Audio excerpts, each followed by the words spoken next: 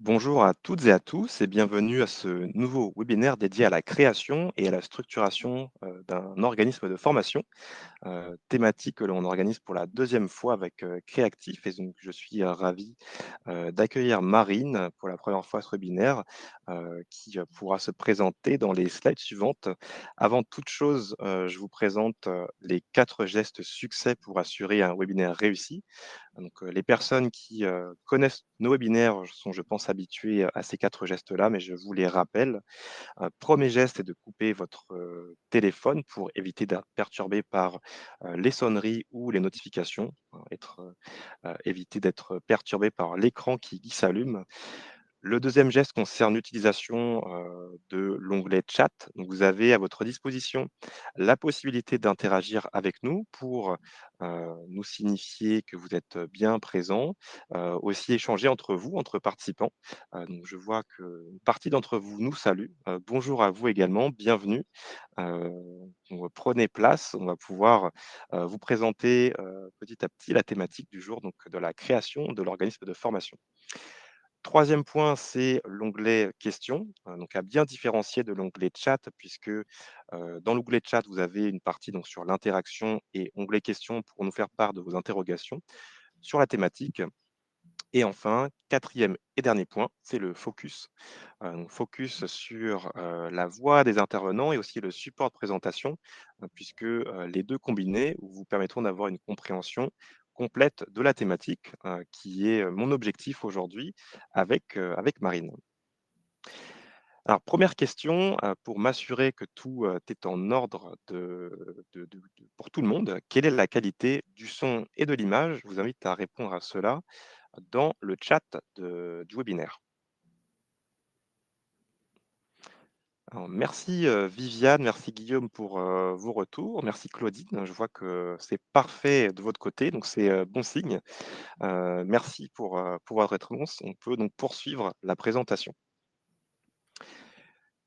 Alors je suis avec, Marine. Marine, je te laisse te présenter. Bonjour à tous, ravie d'être avec vous. Merci Thomas pour l'invitation. De rien. Donc en quelques mots, moi je travaille dans le domaine de la formation et de l'accompagnement professionnel depuis 15 ans. Je travaille en étroite collaboration avec Créactif pour mon plus grand plaisir depuis 2013. J'ai notamment construit et animé des parcours de formation certifiants à destination de formateurs ou de formateurs en herbe, voilà, des personnes qui se projettent sur ce beau métier. Et je gère moi-même un organisme de formation qui est certifié Calliope. Merci, Marine pour cette présentation. Pour ma part, je suis, Thomas Talby, donc, responsable marketing opérationnel chez ICPF depuis, bientôt 4 ans. Je suis votre animateur aujourd'hui pour, la présentation, donc je pourrais, moi-même, participer à la présentation des slides, mais c'est surtout, Marine qui, assurera la partie, création de l'organisme de formation puisqu'elle est, elle-même passée par là, pour, vous, donner son éclairage sur la thématique. De mon côté, j'ai quand même une maîtrise dans le secteur de la formation professionnelle puisque, au travers des missions qui me sont confiées avec ICPF, le rôle est de pouvoir, vous simplifier, l'activité dans votre quotidien et donc, l'occasion de ces webinaires, des articles que je peux rédiger, sont, des sources d'informations importantes pour moi. La structure du webinaire est la suivante, donc en 5 parties. Une première partie dédiée à la présentation de ICPF, notamment pour, les, personnes qui ne connaissent pas aujourd'hui, qui souhaitent s'engager, prochainement dans une démarche de certification.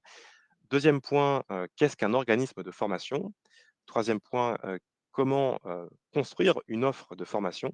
Et 4e point, quelles sont les étapes de la création de la structure de formation que vous souhaitez mettre en place? Et enfin, cinquième et dernière partie, qui sera dédiée, à l'interaction davantage, donc aux questions et aux réponses, avec, tout de même, la possibilité de poser vos questions à tout moment.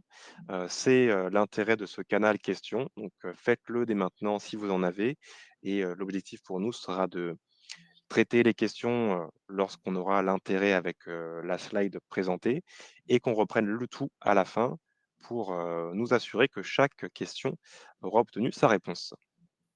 D'ailleurs, par rapport au canal questions, c'est aussi pour vous, la possibilité de voter pour, les questions qui vous semblent les plus pertinentes et donc, en tant que modérateur, ça nous renvoie un signal que, cette question est partagée par plusieurs personnes et qu'on a, tout intérêt de la prioriser.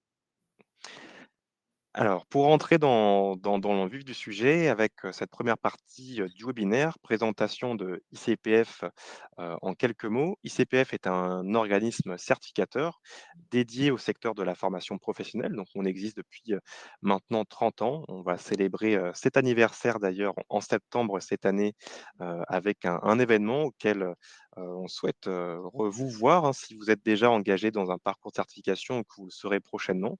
C'est avec plaisir qu'on vous y verra, un événement qu'on organise à Paris le 25 septembre. Donc ICPF, c'est 30 ans d'existence, c'est aussi 7 000 certifiés répartis entre, certifiés, Calliope, certifiés ICPF Pro. D'ailleurs, en plus des, images que vous voyez à l'écran, il y a celle de Marine qu'on pourrait ajouter puisque, elle fait partie, du réseau de certifiés de ICPF, depuis quelques années maintenant. Donc au-delà de ces, différentes certifications, ICPF, c'est, 5 axes de différenciation. Le premier, c'est notamment au travers de la plateforme Noé qui va, vous offrir un outil de simplification des démarches, à partir de, la demande, de la certification en passant par la réalisation de l'audit jusqu'à l'émission du certificat. Le deuxième point, c'est, de par, ces, 30 ans d'existence, c'est qu'on a une réelle expertise sur, le secteur. On se dédie uniquement au secteur de la formation.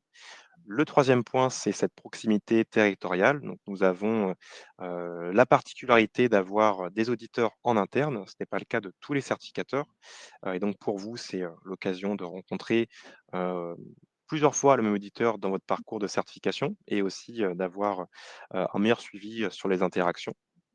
Donc nous n'avons pas que des auditeurs en interne, nous avons aussi, en externe pour pouvoir vous proposer plus de dates, hein, sur, vos projets qui sont en cours, sur le maintien ou l'obtention, d'un certificat. Le quatrième point, c'est, le service client qui est disponible sur la plateforme Noé et aussi sur notre site internet, pour interagir avec nos services et donc le cinquième point que j'ai présenté, c'est le réseau, réparti entre, la certification Calliope, la certification pro et une partie aussi de certification ISO. Donc pour, poser le contexte de ce webinaire, c'est un schéma qu'on utilise d'ailleurs systématiquement, pour, restituer le contexte. C'est l'escalier de la qualité. L'escalier de la qualité vous aide à voir où vous en êtes dans la démarche et alors je pense, qu'aujourd'hui, au vu de la thématique, que vous serez certainement sur, les premières marches de, l'escalier, à savoir le rez-de-chaussée ou, la première marche. Donc le rez-de-chaussée, c'est, une étape de la démarche dans laquelle, vous n'avez pas encore le statut d'organisme de formation, mais qu'en tout cas, le projet est bien identifié, que vous savez que vous voulez vous lancer, dans ce secteur, soit peut-être, de par une reconversion ou tout simplement pour un début d'activité, initiale. Une fois que ce projet est posé, donc vous atteignez la première marche puisque, pour être reconnu aujourd'hui en tant qu'organisme de formation, il faut obtenir le fameux NDA, donc le numéro de déclaration d'activité. C'est un numéro qui s'obtient auprès de la DRIETS, d'où la DRIETS en fonction de la région dans laquelle vous êtes. Et donc c'est une formalité administrative, qui une fois réalisée, vous permet d'accéder à une liste d'organismes reconnus. On en a aujourd'hui, un peu plus de 140 000 en France, donc c'est, un record, en Europe et même dans le monde. On est le pays qui a le plus d'organismes de formation. Ensuite, une fois que ce numéro est obtenu, se positionne, normalement la certification Calliope. C'est aujourd'hui un standard pour pouvoir faire reconnaître la qualité, de ces prestations et aussi de faciliter, les interactions avec, certains, partenaires comme des donneurs d'ordre qui, au vu de la réglementation, vont davantage, accorder leur confiance à des organismes qui ont la certification Calliope. Ensuite, toujours sur l'aspect du financement, On a une marche qui est celle du CPF, qui est vue comme, le graal, hein, pour, certains organismes. On en entend beaucoup parler. C'est un financement qui est accessible pour, tous les citoyens français. Tout le monde cotise sur le CPF, donc c'est, un financement sur lequel vous pouvez retrouver notamment des particuliers. Mais on va le voir dans la présentation, pour atteindre cette marche, Calliope, dans certains cas, peut suffire, mais si vous souhaitez, faire financer des actions de formation, via ce dispositif, il y a des démarches complémentaires. Ensuite, quatrième et cinquième marche, on est plutôt sur des marches de différenciation. Donc soit, pour votre, entreprise, votre organisme, soit vous, en tant que personne physique, en tant que formateur, faire reconnaître, votre, différence, votre, expertise, votre, domaine d'intervention, vos années d'expérience. C'est, une certification qui peut vous aider, dans le fait de faciliter votre positionnement sur votre marché. Alors, vous avez un premier sondage qui vous a été partagé, vous pouvez y répondre, directement en bas à droite de votre écran. Il y a certaines personnes qui, l'ont déjà fait, donc je vous en remercie et pour les autres, peut-être que vous n'avez pas encore vu, en fonction de la taille de votre écran, il est possible qu'il soit accessible dans l'onglet Apps qui est tout en bas à droite et donc en cliquant dessus, vous devriez retrouver, l'espace sondage pour apporter, votre réponse. Alors, en termes de résultats, pour l'instant et sans surprise et c'est tant mieux, on est en majorité en présence d'organismes, présents sur la marche de l'engagement, donc sur le rez-de-chaussée, qui n'ont pas encore le numéro de déclaration d'activité, qui ont en tout cas un projet, de formation et qui vont très certainement s'engager au fur et à mesure dans les marches, complémentaires. Alors, est-ce que tu as un commentaire à nous apporter, Marine, déjà sur, ce premier résultat? On voit aussi qu'il y a des organismes qui sont déjà sur la marche de Calliope, qui ont déjà l'activité en place et qui, je pense, sont intéressés sur, ton point de vue sur la structuration de l'offre de formation. Ah voilà, en fait, pardon, j'avais pas répondu, donc je voyais pas les résultats du sondage moi aussi. Effectivement, c'est une très bonne chose qu'en majorité, vous soyez sur la première marche de cet escalier de la qualité parce que bah, tout ce qu'on prévoit de vous apporter aujourd'hui au cours de ce webinaire va vous permettre de justement bien vous projeter sur l'ensemble des étapes que vous pouvez envisager de franchir avec votre activité pour vous conformer du mieux possible aux attentes à la fois réglementaires, mais les attentes également du marché en ce qui Tout à fait. concerne les formations. Donc là, ce qui est très intéressant dans ce que propose l'ICPF, c'est qu'on a à la fois des certifications qui touchent la structure juridique, l'organisme de formation, et d'autres certifications qui vont toucher la personne, entre guillemets, qui viennent attester ses compétences et qui sont un vrai plus et qui rentrent aussi évidemment dans cette logique d'augmentation de la qualité. Alors, merci aux personnes qui ont complété ce sondage. Je vous invite à faire de même pour les suivants. On en aura encore, 2 autres et on va passer à la partie suivante, notamment sur, le secteur de la formation pour, ensuite, que je puisse laisser la parole à Marine sur la présentation de l'activité d'un organisme, de formation. Donc en cette année, en 2025, après, 6 ans de mise en place progressive de la certification Calliope, le constat qu'on peut faire, c'est que on a eu une partie, des organismes de formation, donc la majorité, qui ont passé le cap de la certification Calliope, qui étaient plutôt des acteurs, historiques du marché, qui étaient présents, bien avant la certification Calliope et qui l'ont obtenue. Aujourd'hui, ce qu'on retrouve, c'est, des organismes depuis, 2 ans, qui se lancent dans la certification Calliope, mais aussi dans le secteur de la formation, pour qui, on est plutôt sur un projet de création et qui vont pouvoir utiliser la certification comme structuration de l'activité et trouver leurs repères au fur et à mesure. Donc on est sur un marché qui est dynamique, qui évolue, tous les mois. Depuis que je suis arrivé à ICPF, je suis, tous les mois ce nombre de créations d'OF et il n'y a pas un mois où, on n'a pas une augmentation, de ce nombre. Je crois que quand je suis arrivé, on était à, 110 000, peut-être même, en dessous des 100 000 et là on est actuellement à 140 000, un peu plus. En mai, c'est, plus de 2300 organismes qui ont rejoint la liste.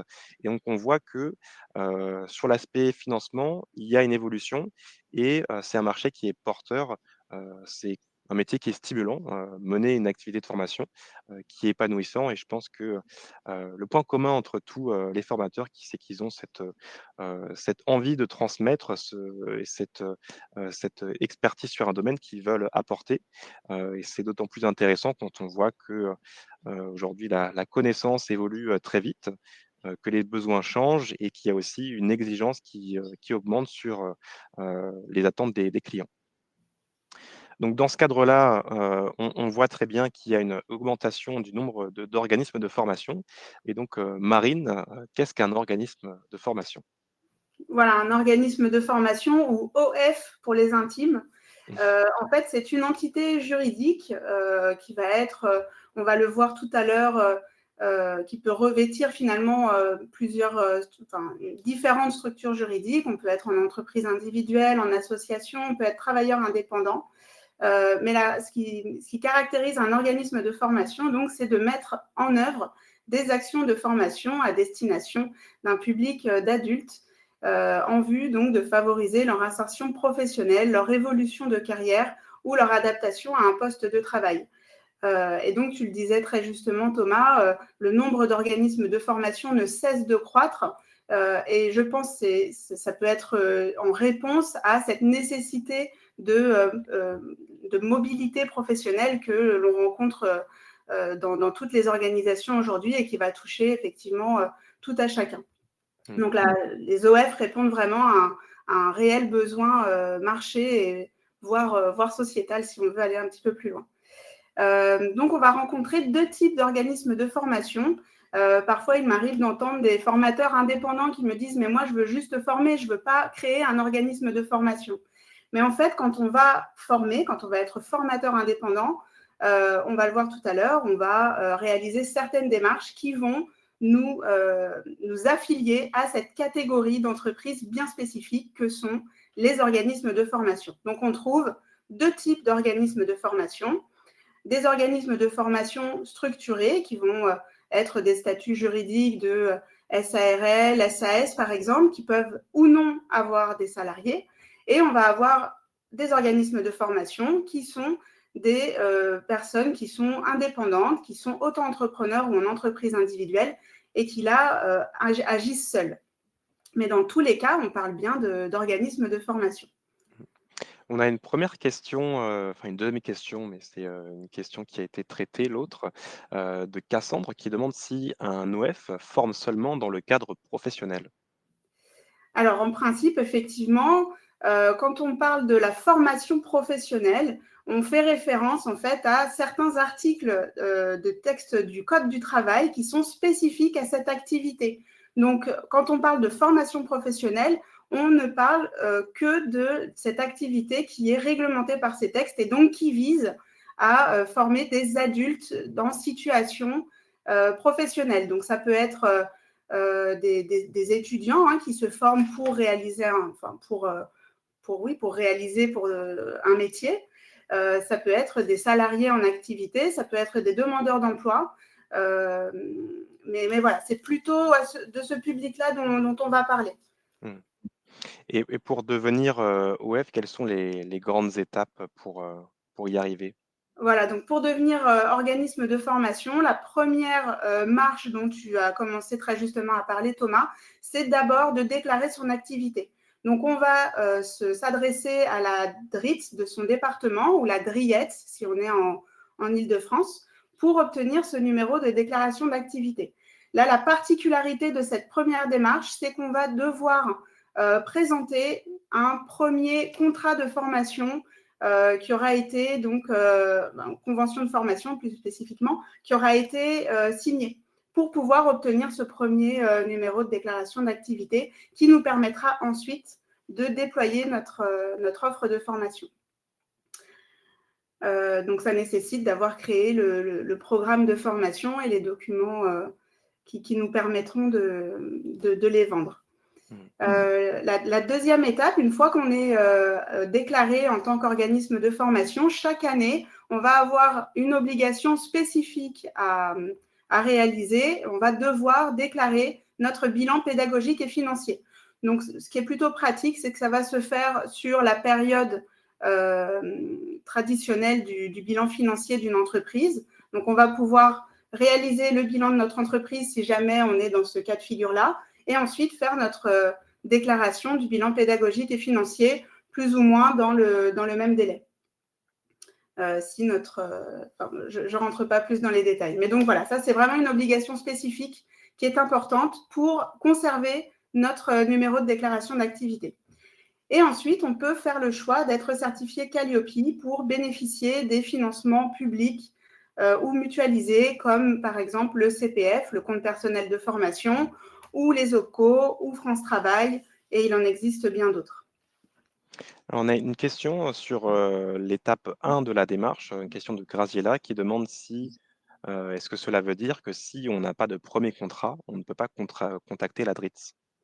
Alors, effectivement, la DRITS va nous demander soit une première convention de formation signée avec un participant ou avec une entreprise donneur d'ordre, si vous intervenez en intra-entreprise, donc directement dans les locaux d'une entreprise qui veut que vous formiez ses salariés.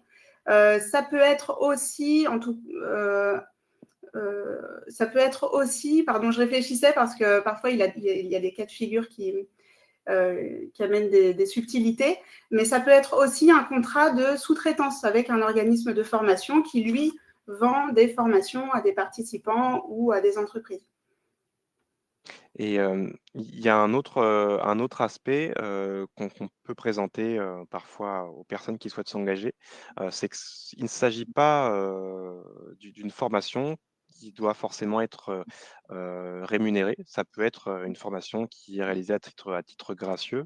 Et donc, quand on est au début de l'activité, réaliser une formation à un membre de son réseau, par exemple, peut servir de preuve pour effectuer d'avoir cette signature et d'avoir la demande de NDA qui est possible. Oui, tu as raison de le préciser, Thomas, puisque c'est souvent ce qui est fait d'ailleurs. Ça va permettre néanmoins à la DRETS de valider que vous êtes bien prêt à déployer votre activité. Alors, on a plusieurs questions hein, sur cette première étape. Autre question de Magali, comment avoir une convention signée si on n'a pas encore fait de formation? Peut-être qu'on a déjà répondu indirectement à la question. C'est ça, il y a effectivement cette première étape qui va amener dans le parcours de création de l'entreprise ou de création de cette activité de formation pas mal de questionnements, mais que l'on arrive toujours à passer avec des astuces comme Thomas vient de vous le partager.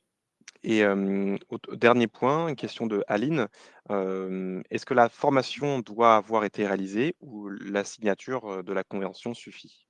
Oui, tout à fait. La signature de la convention suffit. On ne demandera pas à ce stade de preuve de réalisation. Ok. Ben, merci pour ces réponses. On avait plusieurs sur la série du NDA, donc on peut passer à la suite, C'est bien notamment sur... comment? Pardon, excuse-moi, j'allais dire c'est bien qu'il y ait beaucoup de questions parce que c'est souvent un sujet qui… Oui, tout à fait. Donc c'est le but aussi et ça nous fait d'autant plus plaisir de voir que vous êtes impliqués dans l'interaction. Donc continuez dès qu'il y a un doute sur quelconque sujet de poser la question.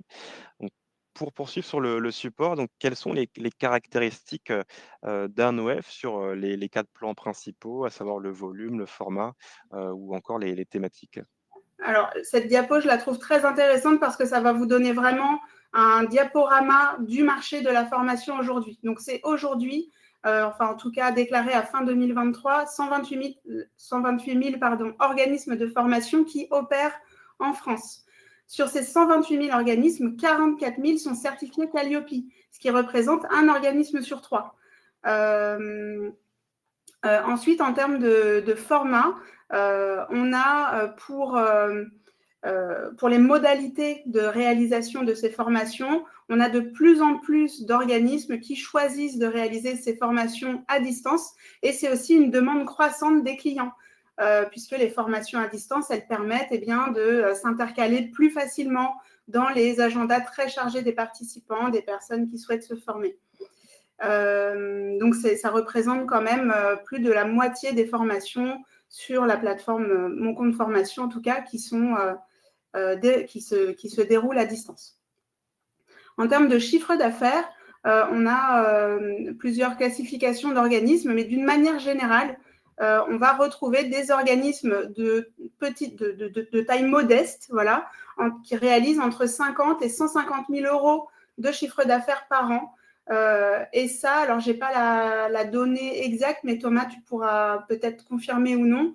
Il me semble que les OF de petite taille, c'est ce qui représente la majorité des organismes de formation sur le marché. Oui, On tout à fait. on a très, très peu d'organismes qui réalisent des millions d'euros de chiffre d'affaires, par exemple. Ça reste des entreprises à taille modeste. Et on a également donc, des organismes qui sont des indépendants, qui réalisent entre 20 et 60 000 euros de chiffre d'affaires par an. Le marché global de la formation professionnelle en France, c'est 28 milliards d'euros en 2023, donc avec une croissance là aussi par rapport à 2022 de 3%.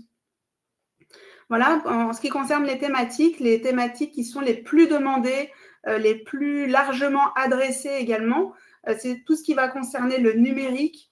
En ce moment, on voit un florilège de formations à l'intelligence artificielle. Il y a une offre certifiante également qui fleurit de plus en plus. Donc tout ça, je pense que le sujet numérique était déjà assez dominant, mais ça va continuer à renforcer cette thématique. Et ensuite des formations autour du développement personnel. On va retrouver notamment tous les thèmes liés aux soft skills, au positionnement professionnel dans cette thématique. Et ensuite, une autre thématique autour de la transition écologique et de la RSE, qui sont des sujets de plus en plus demandés par les entreprises. Alors, on a une question, non pas forcément de commentaires, mais j'ai une question de la part de Christine qui demande si le contenu du webinaire s'applique aussi, enfin de ma compréhension de la question, si le webinaire s'applique aussi aux formations au développement personnel. Oui, effectivement, le fait d'avoir intégré cette thématique dans les thématiques les plus largement couvertes sur le marché de la formation professionnelle, donc on intègre bien le développement personnel comme une thématique importante. Eh bien, si vous créez des formations et vous animez des formations en développement personnel, vous êtes aussi concerné par ce que l'on vous dit là, tout à fait. Ce qui va être important, c'est de faire correspondre votre manière d'intervenir aux exigences réglementaires et qualité de la formation. Mais on peut tout à fait, notamment quand on travaille sur un sujet de développement personnel, on va définir des objectifs pédagogiques, on va définir des contenus pédagogiques et ainsi nous permettre de nous conformer à ce qui est attendu d'une formation. Christine a complété sa question. Elle parle de formation qui serait contractée pour sa vie personnelle. Contractée dans quel sens? Qui peut-être ne serait pas pour un cadre professionnel, peut-être. Ah oui, d'accord.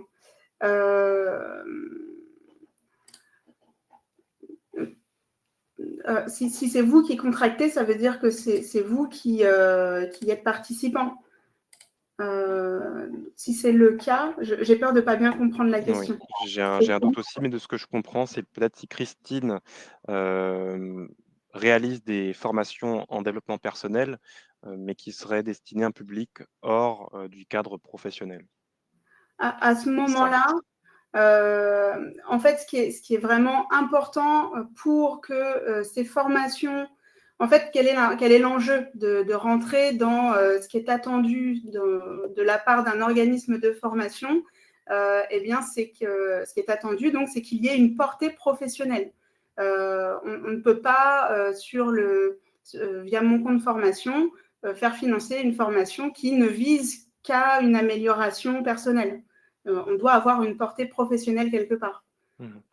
Voilà, le permis de conduire, ça fait partie des formations qui peuvent être finançables via le CPF. C'est parce qu'évidemment, ça a un impact fort sur l'employabilité. Oui, donc après, il faut réussir à rattacher le contenu de la formation à un cadre professionnel, même si on pourrait aussi s'en servir dans sa vie personnelle.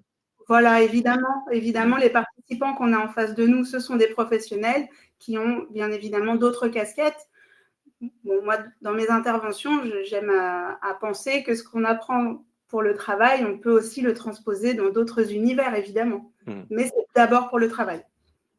Je n'avais pas fait directement le lien que c'était la slide suivante, mais ça fait une transition toute trouvée. Quel type de formation souhaitez-vous proposer justement ou proposez-vous dans le cadre de cette création d'organismes pour qu'on ait une idée du secteur ou en tout cas des cibles que vous souhaitez viser par la suite. C'est un sondage qui va se faire directement par le chat.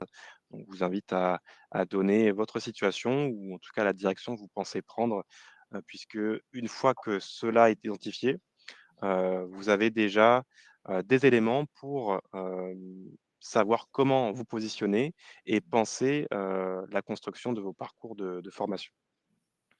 Alors, on a des réponses dans le chat. Viviane aussi qui serait dans le développement personnel, Nathalie plutôt dans la petite enfance, Ali dans la sécurité alimentaire et l'environnement, d'autres personnes sur l'éco-conduite. Donc, on n'a pas une personne qui s'engage dans la même direction que l'autre. Donc, je trouve que c'est intéressant d'avoir cette représentation. Merci pour vos retours. Donc, on voit que ça continue à défiler. Vous aurez donc déjà des éléments pour savoir comment construire votre identité en tant qu'organisme, à savoir sur le positionnement. Et donc, je redonne la parole à Marine sur ce qu'est le positionnement pour un organisme de formation. Ouais, je te remercie Thomas. Alors là, effectivement, de ce que vous nous partagez, vous partez tous sur des sujets très diversifiés. Donc là, voilà, en parlant de positionnement, on va partir du postulat que évidemment, vous allez avoir des positionnements bien différents. Mais même si vous aviez un sujet de formation que vous souhaitez aborder et qui a déjà été largement rebattu ou qui justement va être pris également par un de vos concurrents, bah, vous pouvez tout à fait avoir un positionnement différenciant parce que vous, votre approche va être spécifique, parce que vous allez intervenir avec d'autres outils. Enfin, voilà, il y a beaucoup de choses qui composent ce positionnement que vous allez avoir. Et c'est vraiment une question essentielle à se poser quand on crée son activité en tant qu'organisme de formation.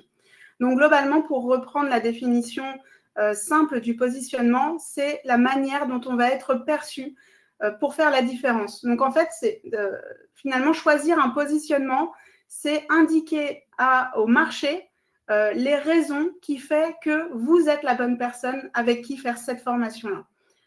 C'est vraiment ça l'idée derrière le positionnement, c'est donner les arguments pour vous choisir vous et pas un autre.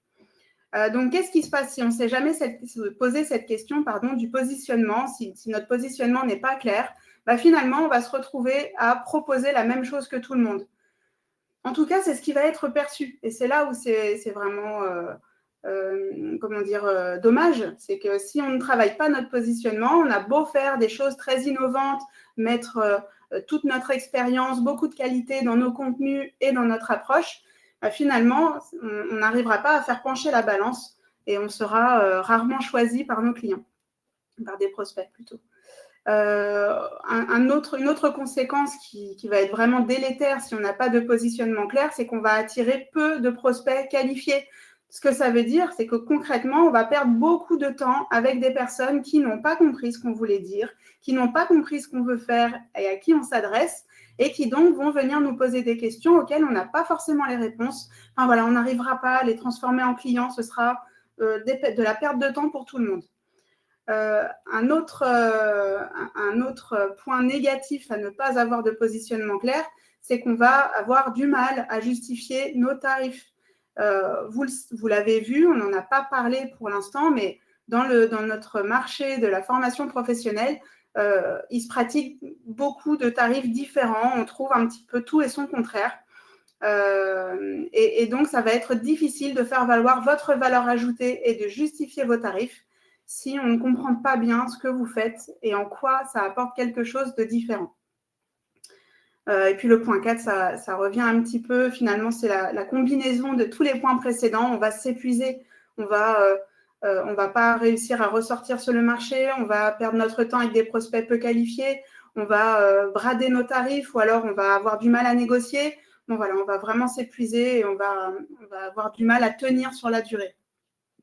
Sur les erreurs à ne pas commettre, une question que se pose Julie, peut-il être préjudiciable d'avoir 2 offres de formation pour 2 publics différents, pour un seul et même, organisme? Alors, préjudiciable, pas forcément. En fait, c'est tout simplement ce que ça va impliquer, c'est pour chaque offre d'avoir un positionnement spécifique. Donc, d'identifier, mais c'est déjà ce qui ressort dans la question. Donc, on a une offre spécifique pour un public spécifique. Donc, par la force des choses, une stratégie de communication et peut-être une stratégie de vente qui vont être spécifiques pour chaque offre du catalogue, ou en tout cas chacune des offres de cet exemple. Donc, ça va démultiplier finalement les efforts à réaliser. Tout dépend de la taille de l'organisme de formation. Voilà, il y a beaucoup de critères à prendre en compte. Donc, de mon point de vue, ce n'est pas forcément préjudiciable. Maintenant, ça nécessite de mettre les bons moyens en face pour atteindre les objectifs sur les 2 segments. C'était suffisamment clair, Thomas. Donc voilà. Oui, donc, ça l'est. à contrario, évidemment, vous l'avez bien compris, c'est très très important d'avoir un positionnement bien clair. On peut revenir sur, les éléments. Voilà, tout à fait. Avec l'exemple, on a tout repris finalement. OK. Donc il y a, un document que vous utilisez, beaucoup, pour, faciliter sur cette première étape de création de l'activité de formation. Donc on l'a sous les yeux. C'est le moment pour vous de prendre une capture d'écran si vous voulez tout de suite, et sinon vous pouvez le retrouver, via le support de présentation qu'on va vous partager, par email. Et donc, comment est composé ce document, Marine?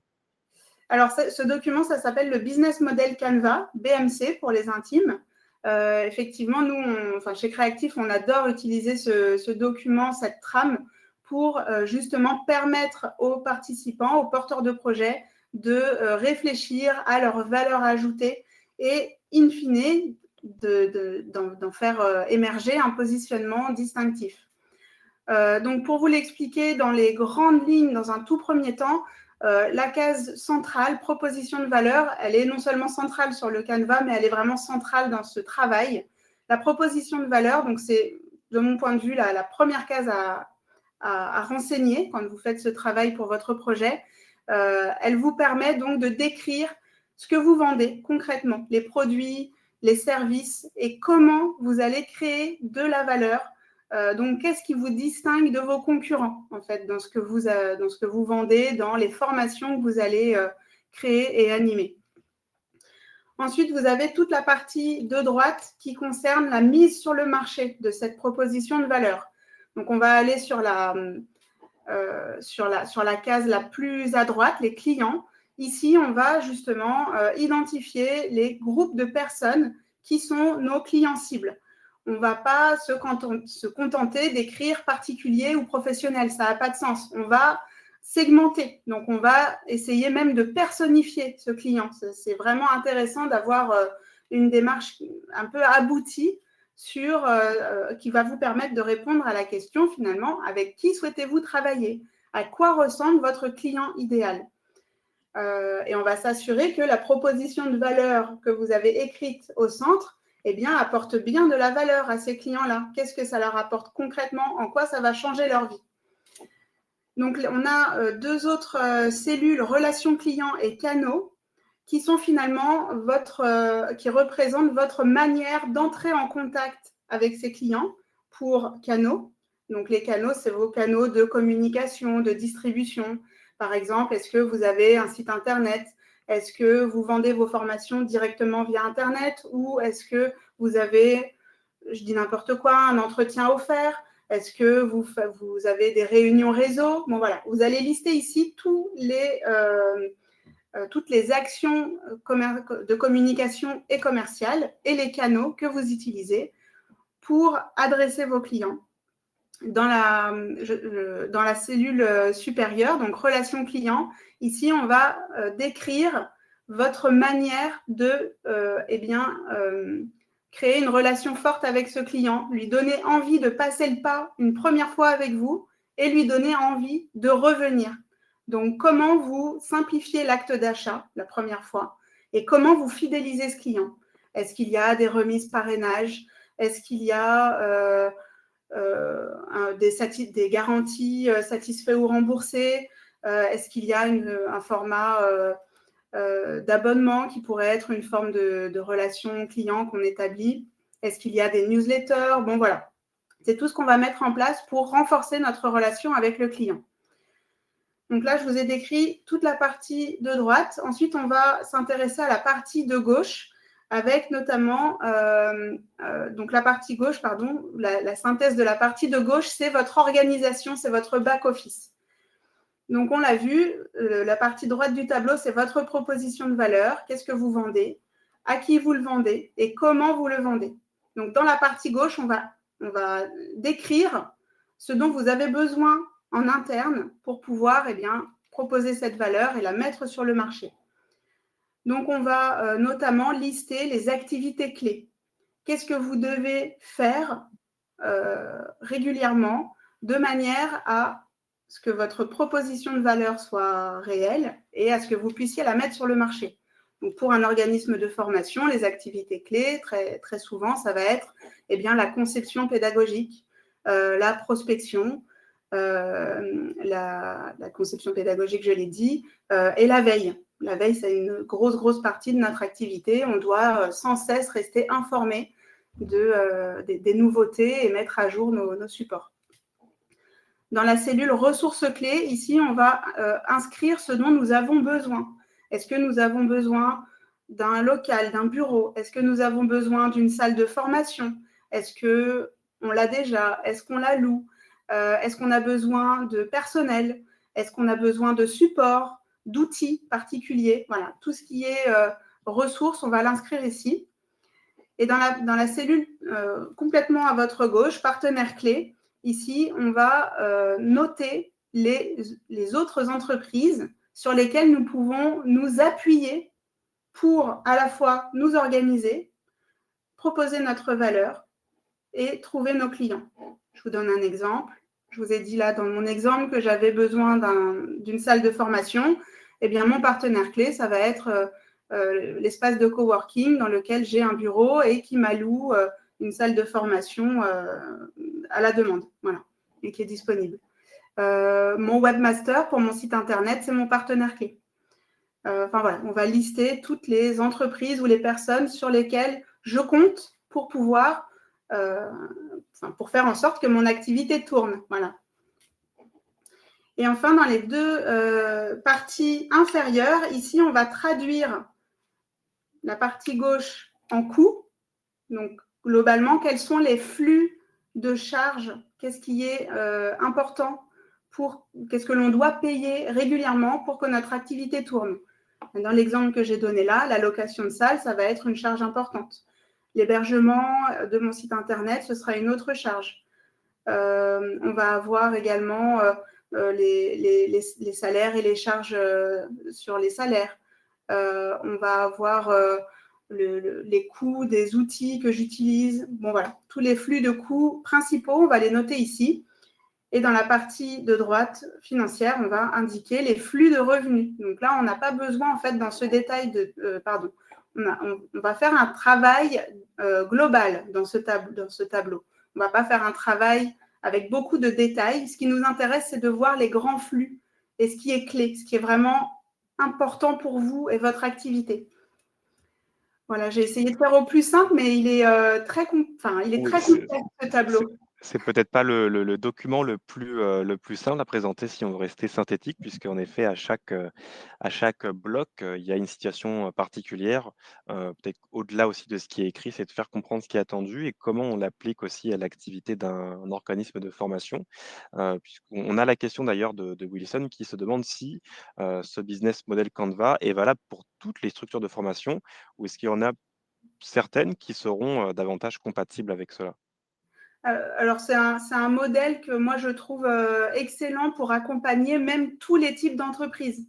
Ça amène vraiment les entrepreneurs à se poser la question de ce qui est fondamental pour leur activité. Là, vous voyez, on parle vraiment du nerf de la guerre, de qu'est-ce que je vends, à qui, comment je m'y prends. On ne parle pas de avec quel expert comptable je vais travailler. Ce n'est pas ça qui va faire le succès de votre entreprise. Donc, ça s'adapte non seulement à tous les organismes de formation, mais en plus largement à toutes les activités. Et concernant les ressources, c'est un retour que je fais puisque j'ai des informations qui sont parfois renseignées par des organismes certifiés se demandent beaucoup s'ils peuvent exercer l'activité de formation depuis chez eux, donc ils n'ont pas forcément de locaux. Ils veulent savoir parfois si il est bien possible de renseigner l'adresse de leur domicile ou si ils peuvent être reconnus en tant que tels, en tant qu'organisme. Et donc la réponse est oui, il n'y a pas forcément besoin de local, on peut le faire chez soi et intervenir tout le temps chez le client ou intervenir de chez soi à distance. C'est pas un élément qui est bloquant dans le fait de développer son activité. Mm. On poursuit sur le support présentation, notamment sur, la structuration de l'offre. Quels sont les points clés pour, assurer cette structuration de manière, réussie? Alors, dans cette diapo, on reprend vraiment les éléments clés du business model Canva. Donc, ça reprend vraiment les questions fondamentales à vous poser pour construire une activité de formation solide. Donc, première question, à qui vous vous adressez? Qui vont être vos clients? Est-ce que vous vous adressez à des apprenants individuels qui s'inscrivent par leurs propres moyens? Ou est-ce que vous vous adressez à des entreprises ou encore à des gouvernements, des organismes publics? La démarche commerciale ne sera pas la même en fonction de votre segment cible. Ensuite, quelles solutions leur apportez-vous? Là, on vous donne des exemples de programmes de formation qui vont être flexibles, des contenus personnalisés, des certifications reconnues. Voilà, quelle est votre proposition de valeur? En quoi cette valeur vous distingue sur le marché? Comment touchez-vous vos clients? Donc, quels sont les canaux que vous allez utiliser? Est-ce que vous communiquez et commercialisez essentiellement en digital? Est-ce que vous réalisez des partenariats? Est-ce que vous passez par des plateformes? Beaucoup de choses sont possibles aujourd'hui dans le secteur de la formation. Il n'y a pas un modèle mieux qu'un autre. Il y a des modèles qui fonctionnent très, très bien dans ces 3 domaines. Comment créez-vous du lien et de la confiance avec vos clients, avec vos apprenants? Voilà, comment construisez-vous vos supports? Comment les personnalisez-vous? Aujourd'hui, on est dans un marché où effectivement, les apprenants et les clients entreprises sont vraiment en attente d'une très grande personnalisation. Est-ce que vous créez des communautés d'apprenants, des groupes, voilà, des groupes de travail qui suivent, qui permettent aux apprenants de rester toujours en lien avec votre organisme de formation, même après la fin de la formation? Est-ce que vous mettez en place du feedback régulièrement auprès de vos clients, auprès de vos apprenants? Quelles relations clients mettez-vous en place avec vos clients? Et quel est le prix de vos solutions? Donc, qu'est-ce qui va conditionner vos flux de revenus? Est-ce que vous encaissez des frais de scolarité? Est-ce que vous allez solliciter des subventions, des financements? Quel type de financement? Est-ce que vous fonctionnez par abonnement? 3 petits points. Voilà, il y a plein de possibilités, mais là, déjà, vous avez... j'ai vu passer une question de business model Canva pré-remplie avec des éléments pour les organismes de formation. Là, c'est presque ça, puisque vous retrouvez les mêmes bases et des exemples. Ouais, vous pouvez donc utiliser la version qu'on avait en slide précédente. Vous avez des modèles qui existent d'ailleurs sur internet, que vous pouvez, compléter ensuite et vous servir des éléments qu'on présente là, qui sont vraiment adaptés à l'activité d'un OF et que vous pouvez reprendre. Puis après, il existe des outils comme, l'intelligence artificielle, hein, qui pourraient, vous aider dans cette structuration. Mais voilà, je pense que, le mieux est que vous le fassiez aussi, avec votre regard, puisque ça doit vraiment correspondre à votre projet et que parfois le fait de s'équiper de choses déjà prêtes, peut vous, orienter dans quelque chose qui ne va pas vraiment vous correspondre. Donc autant, autant que faire se peut, le faire avec vos propres moyens. Complètement, je te rejoins complètement Thomas. Pour moi, c'est un vrai exercice à faire en mode brainstorming seul ou avec quelqu'un d'autre à qui vous parlez de votre projet et qui pourrait vous challenger. Mais c'est vraiment un support sur lequel vous allez pouvoir rendre concret la vision de votre organisme de formation. Alors toujours sur la partie structuration de l'offre, on a aussi d'autres éléments que je te laisse détailler. Donc là, on est passé sur le détail de la partie gauche du business model Canva pour faire le lien. On est toujours sur le même outil. Donc, vous allez pouvoir vous poser la question de quelles sont vos forces et vos outils en interne. Est-ce que vous utilisez ou comptez utiliser une plateforme? Est-ce que vous faites appel ou êtes vous-même expert sur certains types de contenus? Est-ce que vous avez des infrastructures physiques? Tout ça, évidemment, ce sont des ressources clés que vous pouvez identifier et sur lesquelles vous pouvez capitaliser pour développer votre activité.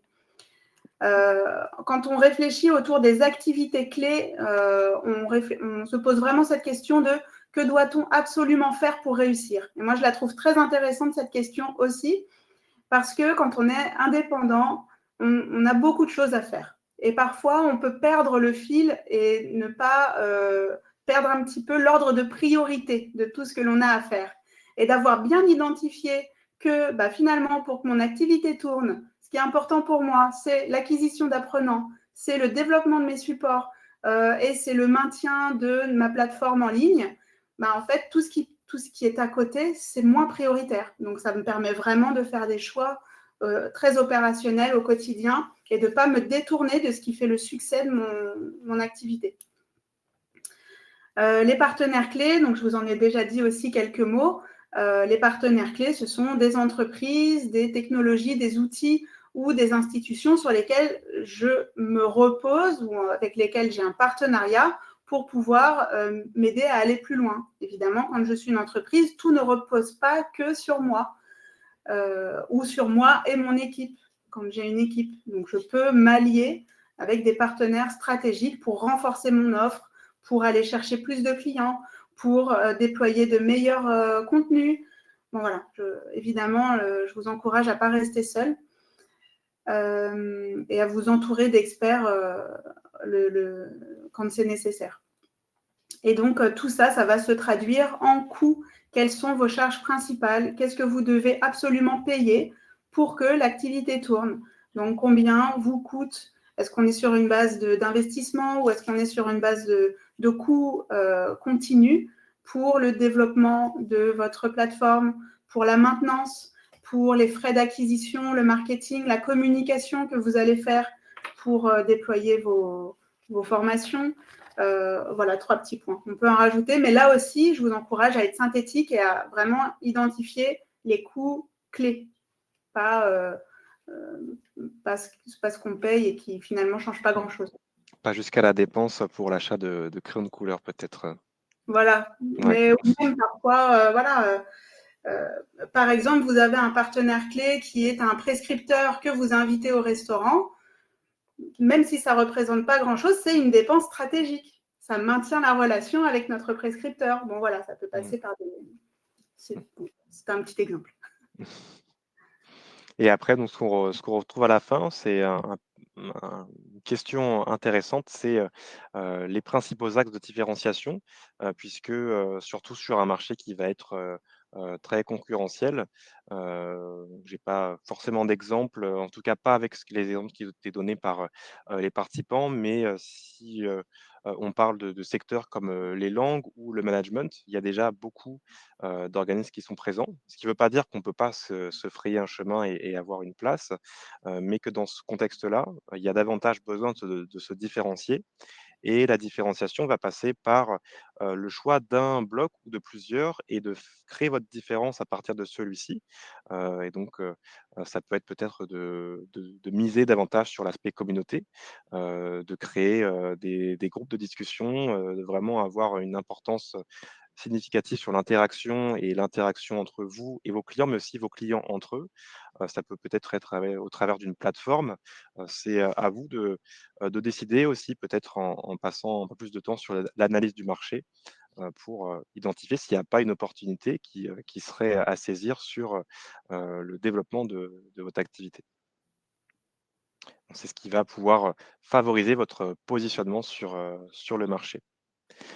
Donc une fois que ce travail est fait d'identification, à travers cette démarche qu'on a vue ensemble, il y a 5 étapes clés, pour assurer, cette création. Quelles sont-elles, Marine? Pardon, merci Thomas. Donc les 5 étapes clés pour créer son organisme de formation, on en a déjà parlé un petit peu, mais cette diapo, elle est vraiment très intéressante pour le synthétiser. On va d'abord avoir besoin d'une entité juridique. Ensuite, on va construire notre programme de formation. Ensuite, on va obtenir notre NDA avec cette première fameuse formation vendue. Ensuite, on va pouvoir obtenir Calliope et ensuite, on pourra, si on le souhaite, être référencé sur mon compte formation. Et c'est vraiment un ordre idéal. Concernant cette slide, donc, vous avez un nouveau sondage, le deuxième sur 3, que je vous invite à compléter pour, nous permettre d'en savoir un peu plus sur, l'étape dans laquelle vous vous situez. Donc on avait vu déjà dans le précédent sondage que vous étiez, en majorité sur l'étape de la création de l'activité, que vous n'aviez pas encore obtenu le numéro de déclaration d'activité. Et donc là, le résultat que je vois, confirme cela. Donc on a en majorité des personnes, sur la création de l'entité, juridique, donc à 36, d'autres organismes qui sont déjà sur l'étape de l'obtention de la certification Calliope. Donc là, ce qui serait intéressant de savoir si, ce sont des organismes qui ont déjà obtenu la certification ou qui sont en train, puisqu'ils ont déjà obtenu le NDA et qui souhaitent aller plus loin dans le parcours. Et après, donc à 17 d'autres organismes qui sont à l'étape de la structuration du programme de formation, donc qui ont déjà l'entité et qui avancent progressivement, dans leur parcours. Donc pour reprendre ces, 5 étapes, si on part de la création de l'entité, juridique, qu'est-ce qu'il faut retenir, quel est l'essentiel à savoir sur cette étape, la première étape du parcours? Alors là, on fait un vrai focus sur la micro-entreprise qui a un statut qui est vraiment intéressant pour démarrer. Du point de vue de la création de l'entité juridique, on a des démarches très rapides, on va avoir une gestion allégée, on va avoir des charges aussi avec un calcul qui est beaucoup plus simple et transparent, voilà, pour la première, enfin, qui est transparent, voilà, tout simplement. On va pouvoir de la même manière accéder à des financements publics sous réserve d'être Calliope, hein, bien sûr, mais en tout cas, ça va ouvrir aux mêmes possibilités de financement que les autres statuts juridiques. Là où c'est vraiment très intéressant, c'est pour les formateurs qui interviennent en sous-traitance, puisque c'est le seul statut aujourd'hui qui va leur permettre d'intervenir sans avoir à être certifié Calliope. Maintenant, quand on est organisme de formation en SARL, en SAS et qu'on intervient pour un autre organisme sur le CPF, on doit avoir Calliope. La limite à ce statut, c'est la limite de 77 700 € de chiffre d'affaires. Au-delà, on va avoir un changement de statut obligatoire, donc un petit peu plus d'obligations comptables. Là où ça va être risqué, c'est que si on change complètement d'entité juridique, on peut perdre le NDA et la certification Calliope si on l'a eu. Donc, on va devoir repasser ces étapes-là. Donc, c'est vrai que la micro-entreprise, c'est bien, mais ça peut être limitant aussi. Alors, on a eu le retour de 2 personnes qui avaient indiqué être à l'étape de la certification Calliope, notamment Aurélie qui est en cours de certification, et Sonia qui était plutôt sur, la prise d'information et qui, pour elle, c'est un investissement qui, semble trop cher. Donc elle indique, 1 800 € l'année. Il faut il faut plutôt voir ça comme un investissement, comme je l'ai dit, puisque, l'obtenir, c'est aussi, l'opportunité de développer, votre activité, ce qui ne serait pas forcément possible, sans la certification, même si vous avez, bien sûr, la possibilité d'exercer. Et après, ce qui m'étonne, c'est le coût que vous Mmh. présentez, donc 1 800 € l'année. Donc il est possible d'avoir une proposition pour ce coût-là, mais c'est uniquement sur la première année. Ensuite, le coût, qui reste sera, moindre, environ 500 €, avec nous en tout cas. Le budget moyen pour Calliope, c'est 1 200 € la première année, 500 € ensuite par an pour le maintenir. Hem, oui et et après, au niveau des propositions, tout dépend ce que vous avez sélectionné, si la demande a été faite avec nous. Mais si on est uniquement sur l'audit, c'est, 990 pour l'audit une journée, 199, pour les, frais techniques et après il doit s'agir du coup, du fait d'être nouvel entrant et en effet quand on crée, son activité, l'audit de surveillance prend plus de temps. On pourra revenir sur ce détail-là, plus tard, mais en effet, il y a cet élément-là à avoir en tête, qui ne serait pas le même cas pour un organisme qui serait déjà en activité depuis plusieurs années, qui n'aurait pas ce statut de nouvel entrant sur le marché. Mais environ, cet investissement correspond à, 50-60 € par mois et c'est l'investissement que vous pourrez avoir sur, la gestion d'une plateforme, administrative pour l'organisation de votre activité de formation, notamment avec, une plateforme LMS ou ce genre de choses. Donc, à voir là où vous souhaitez faire l'investissement.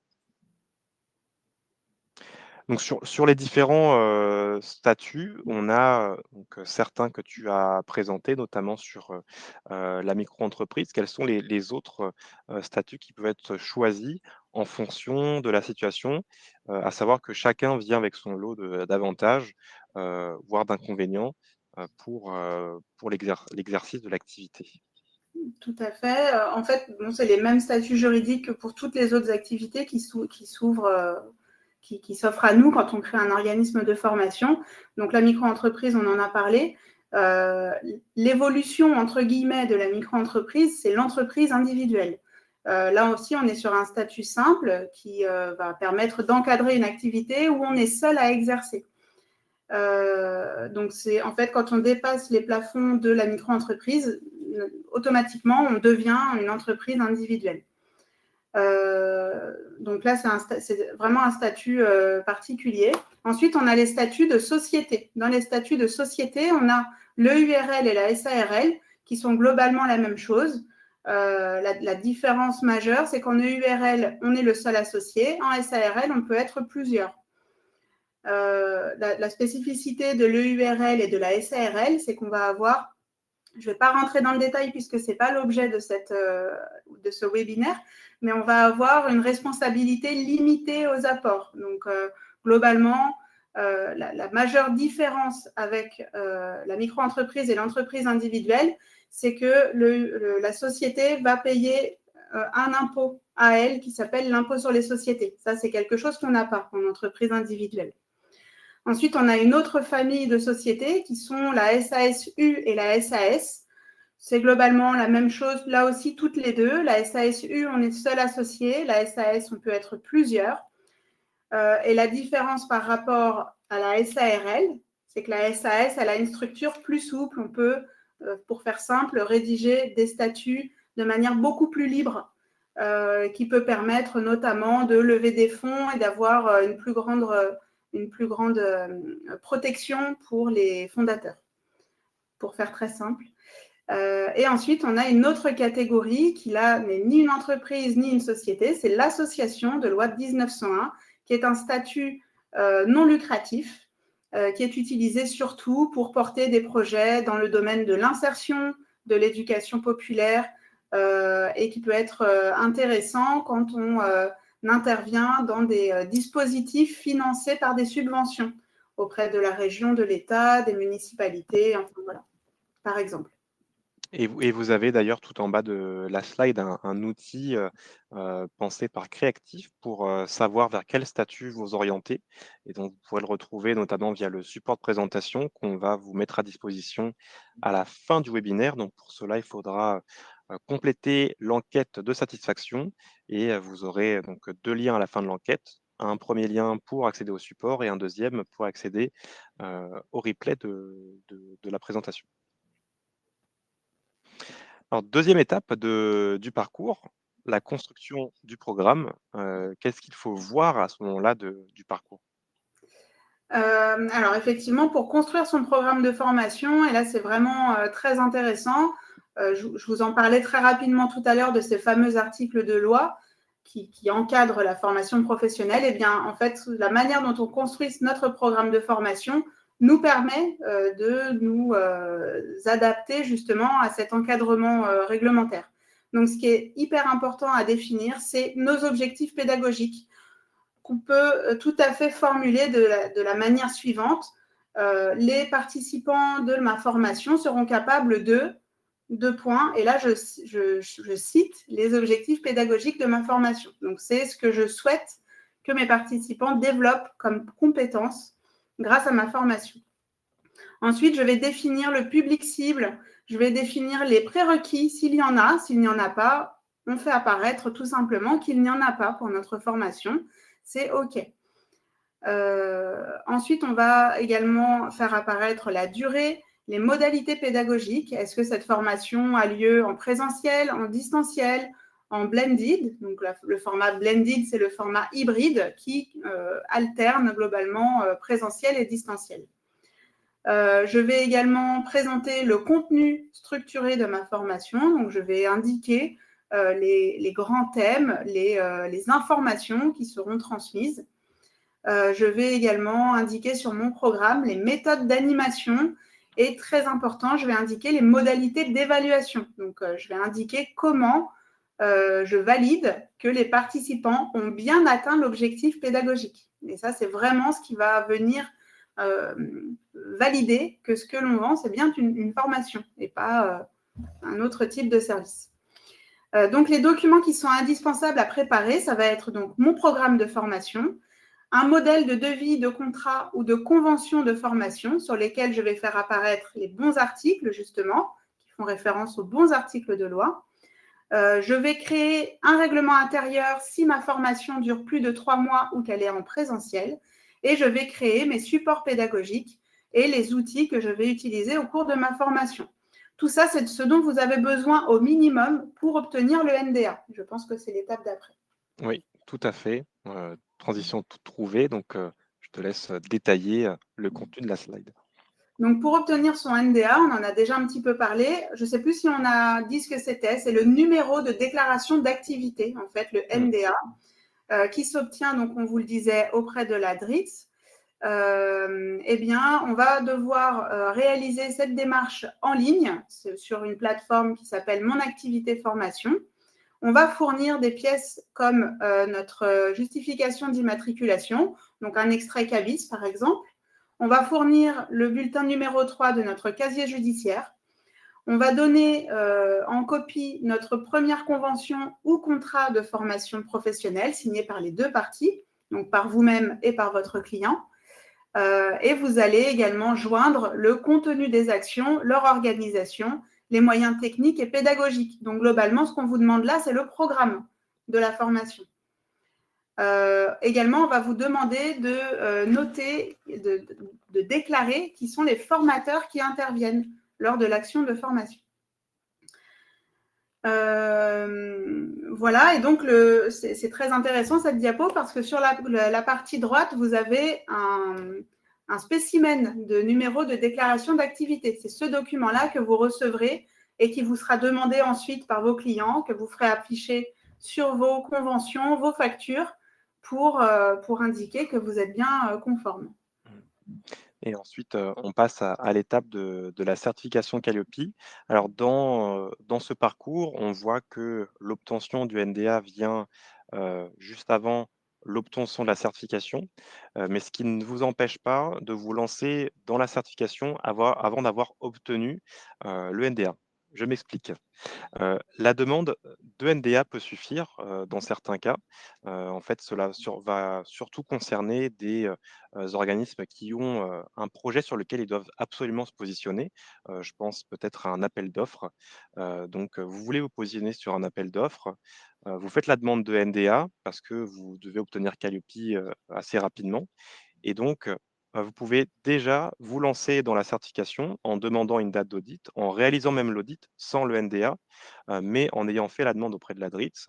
Et en fait, votre certificateur aura besoin, que vous lui communiquiez le NDA, à la suite de l'audit pour qu'on puisse émettre le certificat.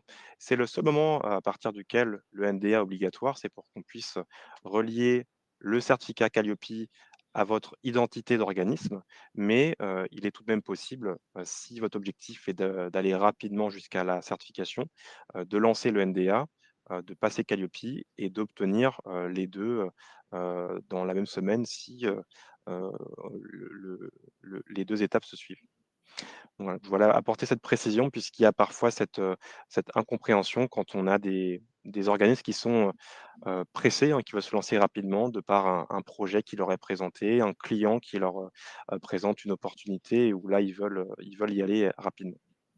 Ouais, c'est hyper précieux, effectivement, puisqu'on le voyait sur la diapositive précédente, c'est un minimum de 30 jours de délai pour obtenir le numéro de déclaration d'activité. Donc, de pouvoir accélérer les démarches, c'est toujours intéressant. Ouais, c'est un peu comme le passeport, il y a des délais où il y a des périodes pendant lesquelles c'est un peu plus long, à savoir, pendant les vacances. Alors je ne sais pas si c'est la même chose pour le NDA, mais en tout cas, tout va dépendre aussi de la région dans laquelle vous faites la demande.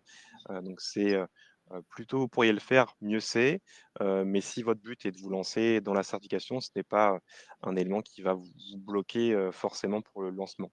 Et d'ailleurs cette partie délai répond à la question qu'on avait eue, alors c'était posé par, Magali, qui demandait, quel était le délai, moyen pour, obtenir ce numéro après avoir fait la demande.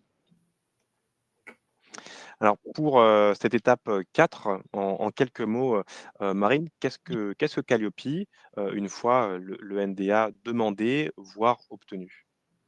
Donc, Calliope, effectivement, c'est une marque de certification qualité qui est obligatoire depuis le 1er janvier 2022 pour tous les organismes qui souhaitent bénéficier de financements publics ou mutualisés.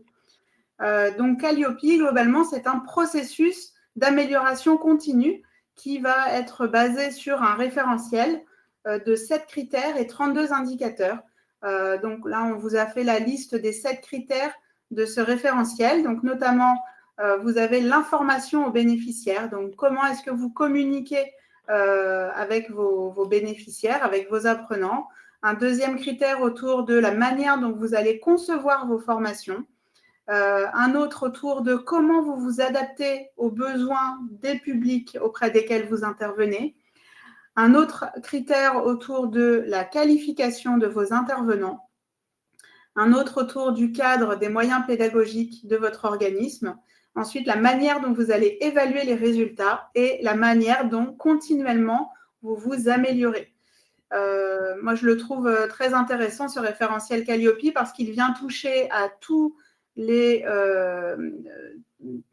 blocs de notre organisation en interne, organisation autour de notre technique, de notre expertise quand on est formateur, et qui vient vraiment challenger et nous permettre de nous améliorer continuellement.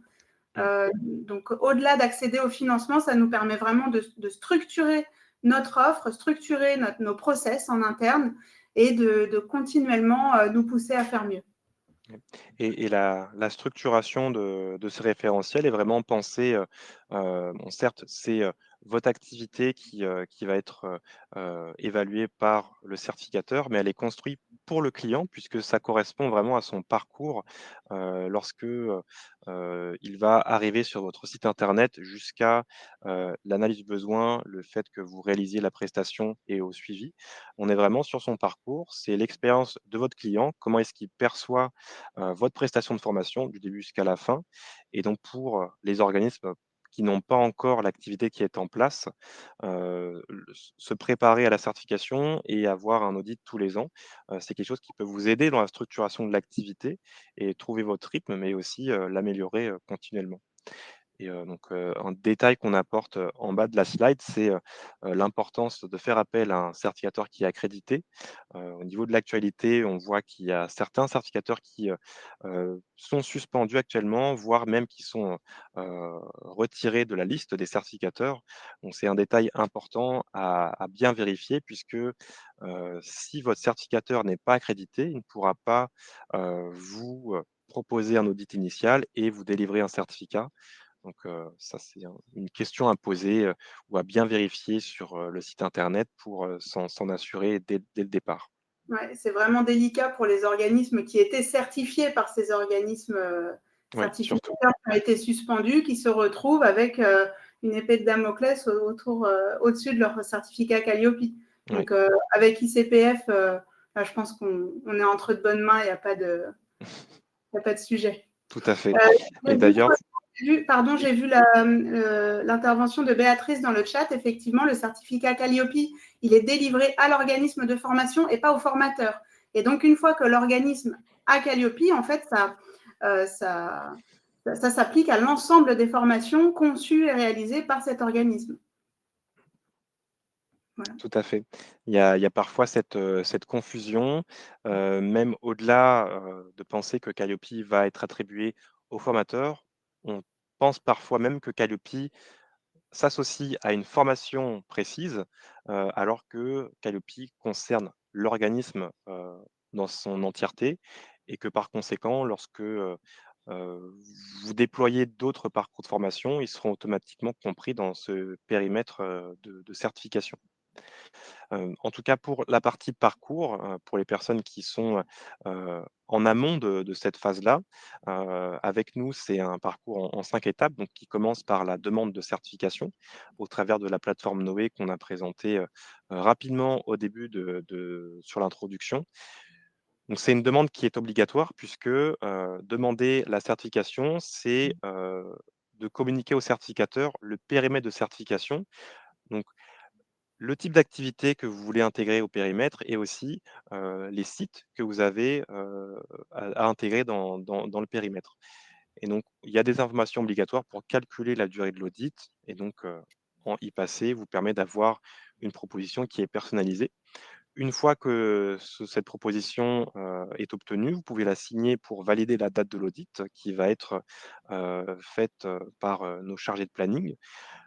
Vous passez ensuite à la préparation. Alors qu'on voit, heu en général, c'est plutôt une préparation qui viendrait avant de passer à la demande, dans ce cas-là, ce qu'on présente nous, c'est plutôt l'exemple du billet de train ou du billet d'avion. Souvent, quand, on prévoit un voyage, on a plutôt tendance à se préparer une fois que le billet est pris, et c'est ce qu'on préconise ici puisque une fois que vous avez la date de, votre passage de l'audit, on a quand même une motivation généralement qui est, plus présente puisqu'on a une échéance, on sait, à la date à laquelle on doit être prêt et donc on préfère valider cela avant de se préparer, dans le parcours.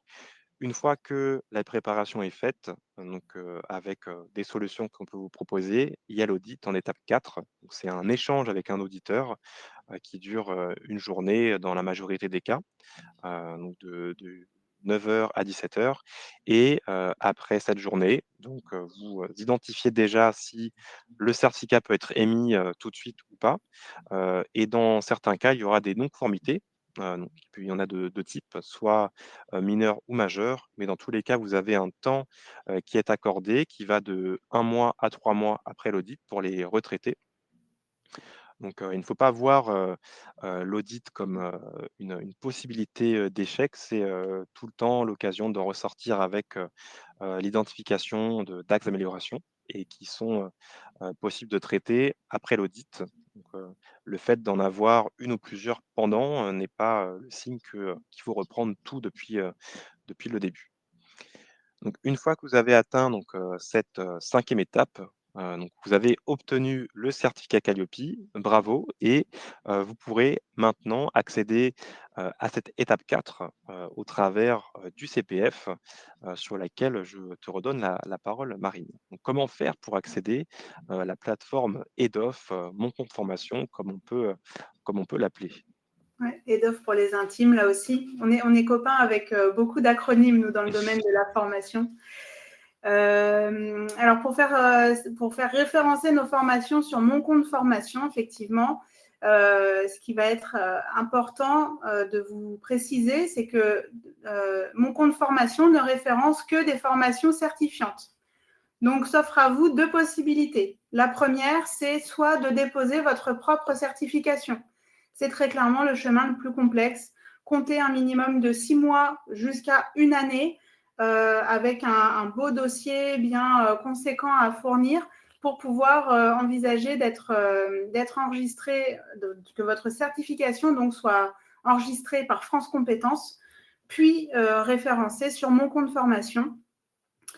Donc là, voilà, c'est vraiment le chemin le plus complexe qui est accessible tout de même, hein, mais voilà, il y a vraiment une belle patte blanche à montrer. La deuxième voie qui s'offre à vous, donc c'est celle qui est présentée en premier choix sur la diapositive, et je pense que c'est celle qui est la plus accessible vraiment, c'est de trouver une certification qui est déjà enregistrée donc via France Compétences, soit au répertoire spécifique, puisqu'on vous l'a indiqué là, RS, ou le répertoire national des certifications professionnelles, RNCP. Donc, ces deux répertoires sont gérés par France Compétences. Vous trouvez une certification qui est déjà enregistrée et vous demandez une habilitation auprès du certificateur pour être habilité à préparer à ce certificat. Donc, en fait, là, vous n'êtes pas certificateur, vous êtes préparateur des participants qui ensuite passeront la certification et auront le tampon du certificateur sur leur certificat. Ça va nécessiter pour vous une adaptation de votre programme et de votre formation au référentiel de la certification. Ces référentiels et la liste des organismes qui acceptent les habilitations, tout ça, c'est disponible sur France Compétences. Donc, si cette option vous intéresse, je vous encourage à explorer la plateforme France Compétences, à chercher peut-être des certificats qui rejoignent les domaines de certification auxquels vous avez envie de former pour envisager ce parcours, cette possibilité. Et une fois que vous serez habilité, là, votre formation pourra être référencée sur mon compte formation. Il y aura aussi la procédure de référencement qui sera à passer. Je pense que c'est ça, voilà. Oui, tout à fait. Qui est aussi un beau dossier à soumettre pour avoir le droit d'avoir accès au catalogue Mon compte formation. Il y a aussi pas mal d'éléments à communiquer. Et donc dernière étape sur, cette, partie 4 de l'accès à mon compte formation, quels sont les premiers éléments à compléter pour, accéder à la plateforme? Donc, ce que l'on voit là, c'est notamment donc, la gamme des tarifs qui sont prévus. On va avoir effectivement aussi la nécessité de transmettre notre business plan, des attestations de vigilance sur SAF, des fichiers avec les coordonnées des formateurs qui sont salariés, les CV, les copies des diplômes. Mais voilà, pour ça, c'est OK puisqu'on a déjà Calliope. Donc, tous ces documents-là, on les a déjà. Souvent, ce qui est plus challengeant, c'est le business plan, la convention avec le certificateur, vous l'aurez déjà aussi. Enfin, voilà, essayer de compiler tous ces documents pour les envoyer à EDOF pour être référencés. Merci Marine pour, la présentation. On est arrivé à la fin, donc du support. C'est le moment maintenant de passer à la séance de questions-réponses. Il nous en reste, une dizaine, je pense, qu'on va traiter, au fur et à mesure. Vous avez toujours la possibilité de poser vos questions si, certaines n'ont pas été abordées. Heu, pour vous, vous avez l'opportunité, l'occasion, les, ressources disponibles pour, avancer dans votre projet. Donc déjà auprès de Créactif, si, vous en êtes à la partie création de l'organisme de formation, vous avez un besoin d'accompagnement pour cela.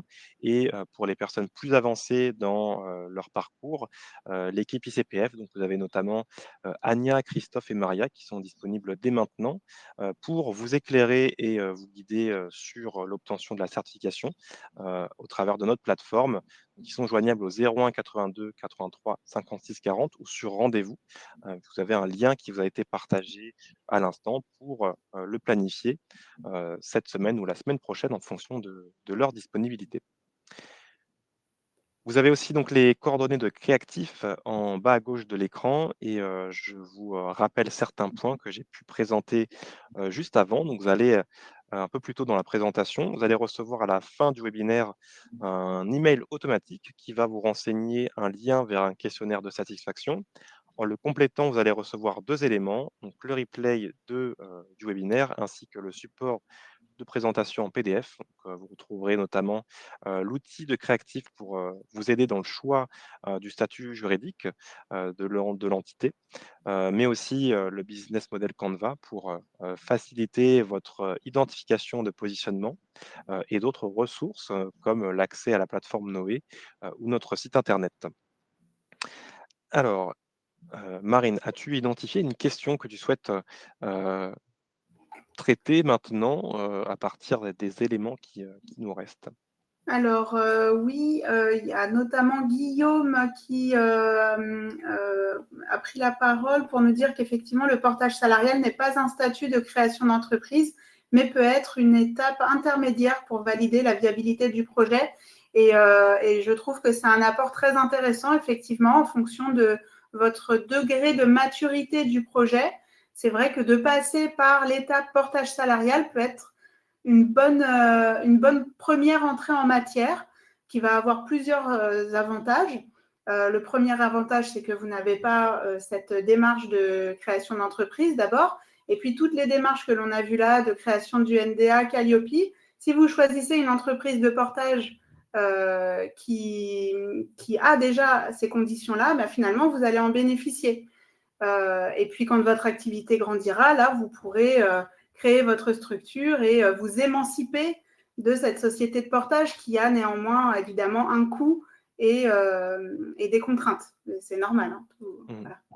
Mais voilà, ça peut être une première bonne étape, pourquoi pas. Alors, une autre question posée par Nathalie. Si on est CFA, qu'on dispense une formation à la préparation d'un CAP, est-on obligé d'avoir une habilitation? On ne souhaite pas forcément apparaître sur mon compte formation, indique-t-elle. Alors, quand on prépare pour une formation RNCP, les deux cas de figure, c'est on est soi-même certificateur. Donc là, effectivement, on n'a pas besoin d'habilitation parce qu'on est nous-mêmes le certificateur. Donc, on gère qui prépare à notre certification librement. Mais dans le cas où ce titre RNCP est certifié par un autre organisme que le vôtre, oui, il est indispensable que vous ayez un accord avec cet organisme pour qu'il soit bien d'accord avec votre manière à vous de préparer les candidats à la certification. En question de Christelle, nous travaillons à 2 en statut auto-entrepreneur sous la même enseigne.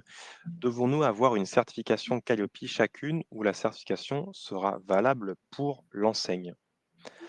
Alors là, de ce que je comprends, vous avez toutes les 2, vous êtes 2, vous avez chacun un statut auto-entrepreneur. Tout dépend de comment est réalisée l'activité. Ce qu'il vous faut en tout cas pour avoir Calliope, que ce soit pour l'un ou l'autre, c'est avoir un statut d'organisme de formation. Et donc là, tout va dépendre du statut de cette entité. Si elle est en micro-entreprise, là, chacun devra bénéficier de sa propre certification Calliope. En revanche, si vous avez un seul organisme de formation dans lesquels vous êtes 2, là, vous pourrez avoir un seul certificat pour vous 2. J'ai vu la question aussi de Christelle qui dit qu'elle travaille dans le développement personnel. Si je propose plusieurs formations, gestion des émotions, confiance en soi. Il me semble qu'on a déjà répondu. La question, donc, c'est dois-je avoir un agrément pour chaque formation? Et donc, si la question porte sur Calliope, comme Calliope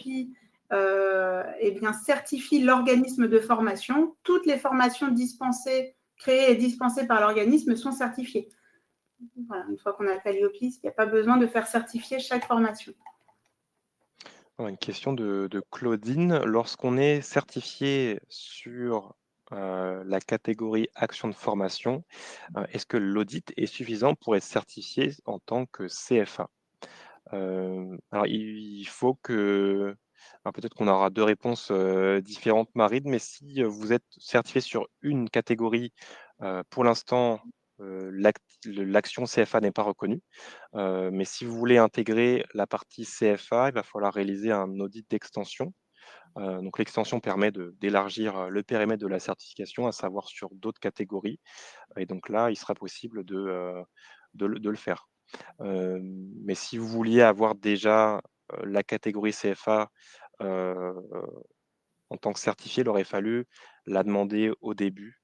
On a parfois certains organismes qui demandent Calliope sur les 4 catégories d'un coup, parce qu'ils les réalisent déjà, hein, bien sûr. On ne peut pas non plus demander la certification si on ne réalise pas l'activité. Mais voilà, dans votre cas, je pense que l'audit d'extension est la démarche à suivre. Tu avais peut-être une autre réponse, Marine, à apporter? Non, non, du Non? tout. Ok. Effectivement, non. Très complet. Il y a la question, le formateur doit-il être salarié de l'OF ou bien peut-il être indépendant? Dans le cas où nous sommes le dirigeant de la structure et le formateur, on peut être dirigeant de la structure et formateur. Il n'y a pas de non-sens à ça. On peut également avoir un formateur salarié. Quand on fait la première demande de numéro de déclaration d'activité, mais là, je n'ai pas de texte. Peut-être que toi, Thomas, avec ton approche métier, tu auras une autre information, mais je pense qu'il est plus simple pour obtenir le NDA que le formateur soit le chef d'entreprise plutôt que de faire appel à un indépendant dans les premières déclarations. Alors, je n'ai pas la réponse. En revanche, je pense que l'un de nos assistants à la certification doit l'avoir, puisque c'est des cas qui doivent être rencontrés assez fréquemment. Donc, peut-être qu'un appel téléphonique pourrait vous débloquer la situation, ou un message sur notre service client. Question de Sandrine. Peut-on lancer Calliope sur la base de quelques jours de formation en sous-traitance? Alors, la réponse est oui. On avait d'ailleurs abordé très rapidement le sujet avec Marine au début de la présentation, notamment sur le fait d'avoir une convention de formation signée pour obtenir son numéro de déclaration d'activité. Et donc, étant donné que vous pouvez utiliser des conventions qui auraient été passées en sous-traitance, vous pouvez donc vous servir aussi de ces mêmes documents pour vous lancer. À savoir que, alors ça fait déjà 1 an, voire plus, que la version 9 du référentiel Calliope est sortie, mais cette dernière version introduit plus en détail la certification Calliope pour les sous-traitants. Et donc, il y a aujourd'hui la possibilité de s'engager dans la certification seulement en pratiquant en tant que sous-traitant, ce qui vous permet de ne pas voir tous les indicateurs, en l'occurrence ceux qui concernent la mise à disposition des informations au public, puisque ce n'est pas vous qui présentez les actions, mais votre donneur d'ordre. Alors, qu'est-ce qu'il reste comme question? On a une nouvelle question. Une entreprise ayant Calliope doit-elle obligatoirement être référencée sur mon compte formation pour la prise en charge de la formation par les budgets de l'État? En fait, la plateforme Mon compte formation, elle ne permet de déclencher que, entre guillemets, les financements via le CPF, le compte formation, qui est un budget individuel. Mais dans les autres possibilités de financement en France, on a aussi des financements OPCO qui sont des organismes paritaires, donc qui vont financer des formations. Et là, on n'a pas besoin d'être sur EDOF, sur la plateforme Mon Compte Formation. Avoir Calliope suffit. Voilà, on a encore d'autres dispositifs de financement, comme les régions, comme des dispositifs via France Travail, qui n'ont rien à voir avec Mon Compte Formation. Oui. Alors, peut-on être certifié Calliope sans avoir de locaux? La réponse est oui. Vous pouvez exercer l'activité depuis chez vous uniquement ou même chez vos clients. Il n'y a pas besoin d'avoir de locaux dédiés pour, pour déjà exercer en tant qu'organisme de formation et y compris pour avoir la certification Calliope. Il y a encore une autre question. Doit-on obligatoirement avoir des formateurs salariés pour obtenir les certifications ou est-ce possible avec des freelances, des indépendants? Donc oui, c'est possible avec des freelances et indépendants. Et je pense que c'est le fonctionnement de la grande majorité des organismes aujourd'hui. Mm. Alors, je suis en train de faire un tour. Il me semble qu'on a répondu à 100% des questions. D'ailleurs, on a dépassé de quelques minutes le temps de présentation. Donc, ça tenait à cœur de pouvoir répondre à l'ensemble de ces points. Merci à vous d'avoir participé jusqu'à la fin, d'être présent encore pour cette séance de questions-réponses. Merci aussi à Marine d'avoir participé, nous avoir éclairé donc, sur le sujet de la création de l'organisme de formation, aussi de la structuration de l'activité. Merci pour ces éclairages. Merci à vous d'avoir aussi posé vos questions pour faire vivre l'échange. Je vous souhaite une bonne journée, bonne fin de journée et j'invite Marine aussi à ajouter quelques mots, si tu le souhaites, en conclusion, avant de mettre un terme à la diffusion. Bien, merci à tous pour votre participation. C'était très enrichissant pour moi aussi. Merci Thomas pour l'invitation. J'espère que ça vous a éclairé. Voilà, en tout cas, si je peux vous partager, moi, mon retour d'expérience, comme tu le disais, Thomas, tout à l'heure. Donc, moi, je suis gérante d'un organisme de formation et je suis aussi certifiée Calliope par ICPF. C'est un engagement que j'ai renouvelé puisque j'ai fait renouveler mon certificat là, récemment, c'était en mai. Félicitations. Merci beaucoup. C'est vrai que c'est un travail assidu, mais encore une fois, je confirme le fait que ça me donne, moi, vraiment de matière à améliorer ma pratique. Et puis, je trouve l'accompagnement d'ICPF très professionnel et voilà, ça rejoint bien les engagements qualité du référentiel. Voilà, merci pour ces mots, Marine. Merci à tous d'avoir été présents et je vous souhaite de la réussite dans vos démarches et à bientôt dans le projet de certification Calliope de votre organisme. Au revoir.